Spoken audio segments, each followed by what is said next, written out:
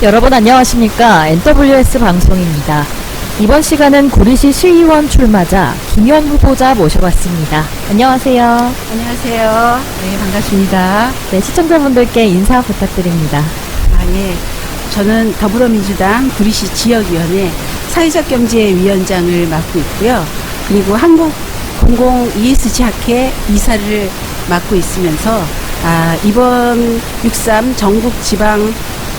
전국 동시지방선거 가선거구인 갈매동, 임창동, 그리고 동구동, 교문 1동에서 시의원을 준비하고 있는 김연입니다. 반갑습니다. 네, 반갑습니다. 반갑습니다. 그럼 이렇게 시의원에 출마하시게 된 이유가 따로 있을까요? 제가 지역에서 굉장히 오랫동안 활동을 하고 있었습니다. 구리시 사회적경제협회 사무국장도 했었고요. 오랫동안 했었고요. 또 구리시 구리 지역자활센터에서 운영위원도 했었고, 그리고 종합사회복지관에서도 또 운영위원도 했었고요. 그리고 대한어머니나 아니면 지속협이나 다 여러 가지 봉사단체에서 활동을 했었는데, 제가 그런 활동을 하면서 가장 아쉬웠던 것은 이 시의원이라는 자리가 사실 시민의 대의 기관임에도 불구하고 시민과 시의원이 자연스럽게 연결되지 못했다. 그래서 시민들이 원하는 다양한 어떤 의견이나 아니면 방향이나 이런 것들이 잘 전달되지 못했다라는 생각이 정말 많이 들었습니다. 그래서 이 의회라는 것은 시민과 함께 있을 때만 힘을 가질 수 있는 거기 때문에 저는 이렇게 조례 하나 또는 예산 하나까지도 시민들의 목소리가 담기고, 그리고 정책의 과정과 결과를 투명하게 공개하는 이런 시의회를 만들고 싶어서 시의원에 도전하게 됐습니다. 네, 시민의 목소리를 담은 시의회를 만들고 싶다고 해주셨는데요. 그렇다면 구리시에 많은 현안들이 있잖아요. 네네. 그 현안들 중에서 구체적으로 좀 주목하고 계신 현안들이 있을까요? 저는 사실 이 8호선이 구리시에 이제 개통이 됐는데요. 이 8호선이 개통되면서 구리시의 대중교통 문화에 굉장히 많은 변화가 있었습니다. 지하철역을 중심으로 해서 마을버스 노선 체계가 좀 전면적으로 변화가 되어야 하지 않을까라고 하는 그런 고민들을 했었고요.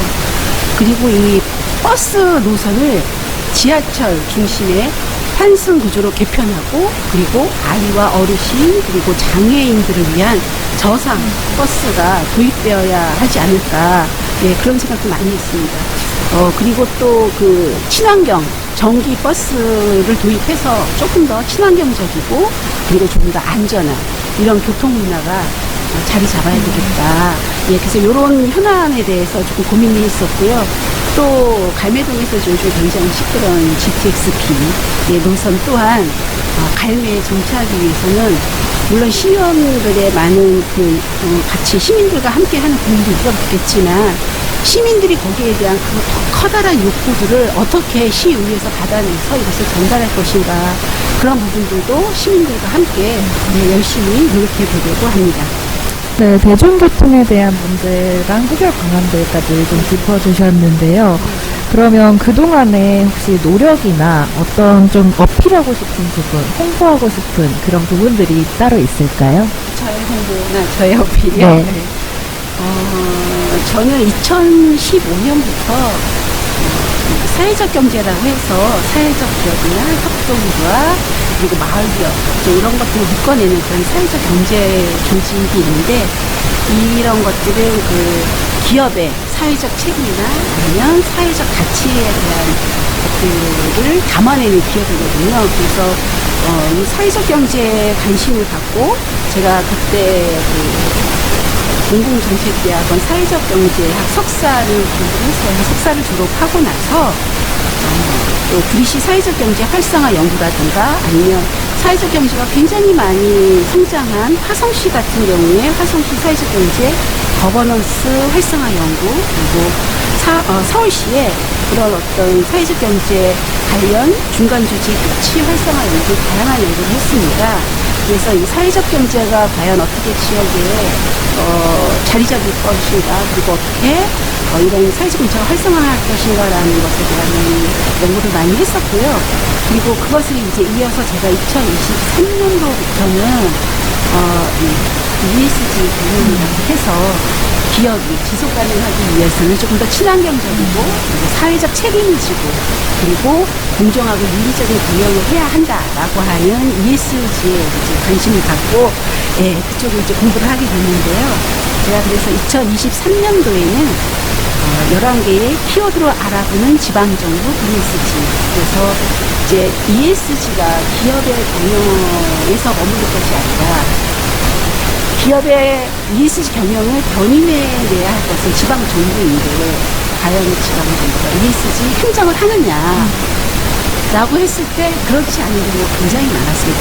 우리 같은 경우에는 ESG에 관련 조례조차도 없는 그래서 제가 그 앞서서 사회적 경제가 사회적 책임이나 사회적 가치를 함께하는 기업이라고 한다라면 ESG도 그 연장선에서 대기업뿐만 아니라 작은 기업들도 우리가 지속 가능하기 위해서 ESG 경영을 해야 하고 그리고 그런 ESG 경영을 견인해내야 하는 지방 정부도 ESG 인정을 해야 한다라는 것을 전달하기 위한 그런 책들을 지금 계속 해마다 하나씩 내고 있었는데요. 2023년도에는 책을 냈었고 제가 2024년도에는 지역정책 ESG 전략이라고 하는 책을 여러 교수님과 공동 저자로서 함께 냈었습니다. 근데 제가 정말 자랑하고 싶은 것은 2024년도에는 지역정책 ESG 전략 이 책이 세종도서로 선정이 되었어요. 네, 그래서 그냥 많은 책들이 일간에 수많은 책들이 나오지만 사실 세종도서로 선정된다는 게 굉장히 영광스러운 거거든요. 맞죠. 네, 그래서 전국에 있는 도서관이 다 비치가 되고 또 외국에 있는 도서관까지도 비치가 되는 참 이건 정말 영광스럽고 자랑스러운 자랑하고 싶은 이런 책이었고요. 그리고 2025년도에는 이런 지방정부의 ESG 조례가 있는 그런 지방정부를 대상으로 해서 ESG 공약이 얼마나 이행되고 있는가 그리고 앞으로 어떤 것이 공약이 필요한가라고 하는 것을 지방정부 ESG 공약과 정책이라는 제목의 책을 또 같이 이제 교수님들하고 같이 공동저자로서 출간하게 됐습니다. 그래서 지난 1월 10일 날은 제가 이 책을 가지고 북콘서트를 하게 되었고요. 지역에 계신 많은 분들이 오셔서 ESG 행정에 대해서 함께 이야기 나누고 그리고 ESG가 뭐야? 라고 했던 분들이 조금 더 ESG를 쉽게 이해할 수 있도록 그러니까 뭐 환경 분야에서 활동하시는 분들 아니면 안전 분야에서 활동하시는 분들 또 아니면은 거버넌스에서 활동하시는 많은 단체분들이 함께 하셔서 그날 우리가 ESG가 뭔지 몰랐지만 내가 하고 있는 그런 활동들이 ESG 활동이구나 이런 것들 함께 나누는 그런 시간을 가졌습니다. 네, 자랑이 할만할까요? 네, ESG 경영에 대해서 되게 관심이랑 이 이력도 상당히 많은 것 같은데요. 그럼 혹시 시의원으로 당선이 되신다면 ESG 개념을 구리시 행정에 뭐 어떻게 적용해보고 싶다 이런 건 혹시 있으실까요? 이제 사실 지금 현재 뭐 우리가 당면 과제라고 할 수 있는데요. 기후위기나 인구구조의 변화 그리고 돌봄과 이런 안전의 문제는 사실 우리에게 굉장히 시급한 문제입니다. 이런 문제에 대해서 정책적으로 할 수 있는 시의원이 되어야 합니다. 환경은 사실 이제는 선택이 아니라 필수의 문제거든요. 그래서 도시와 숲, 녹지, 또 탄소 중립 정책, 그리고 생활 속에 환경 실천이 시민의 삶과 자연스럽게 이렇게 연결되는 도시를 만들고 또 환경 정책이 복지 정책으로 이어져서 아이와 어르신 그리고 그런 환경 취약계층이 함께 보호하는 그런 정책으로 이어질 수 있도록 제일 첫 번째 할 것은 ESG 조례를 만들어야 되겠죠. 네. 그 조례를 시작으로 해서 ESG 행정을 구리시에서 구현할 수 있도록 노력하겠습니다. 네, 좋습니다. 그럼 마지막으로 유권자들에게 하고 싶은 말씀 있다면 전해주시죠. 아까도 제가 앞서서도 말씀드렸는데요. 정치는 시민과 함께 할 때 그 힘이 생깁니다. 저는 시민을 정책의 대상이 아닌 정책의 주체로 세우는 그런 정치를 하고 싶습니다. 조례나 예산 하나까지도 시민의 목소리를 담고 정책의 결과가 투명하게 공개되는 시의회를 만들겠습니다. 단기 성과가 아닌 미래를 책임지는 정치, 정당을 넘어 시민의 편에 서는 시의원이 되겠습니다.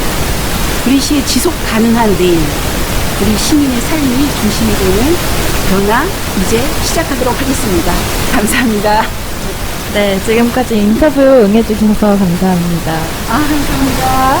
네, 지금까지 구리시 시의원 김현 후보자 만나봤습니다.